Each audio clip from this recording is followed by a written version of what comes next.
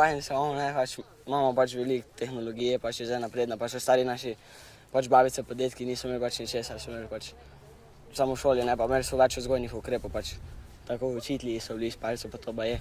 Tako zdaj nimamo v šoli, zdaj kaj rečeš, kaj češ, pa bo šel samo ravnatelj, pa bo šel kar dobro, pa še to ne čisto vedno.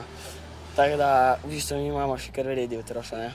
Fajn je, ko imamo več možnosti, da lahko, ne vem, treniramo, ko recimo včasih niso mogli, pa lahko se kličemo po telefonih, ko kaj rabimo, ali pa si pošiljamo SMS-e po računalniku, boljše, kot bilo včasih.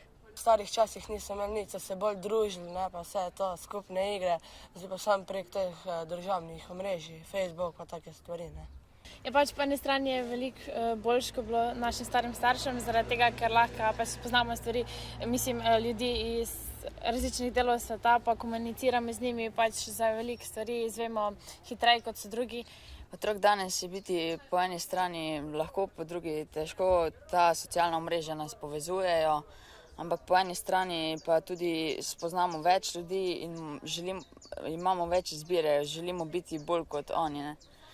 Zato se tudi vidimo, da tudi se zgodijo samomori, ko ti nekdo na internetu reče, ne vem, ti si grd, ali pa vidiš nekoga drugega, se ti zdi, on je pa tako lep, jaz sem pa nič proti njem in nam izbije samozavest.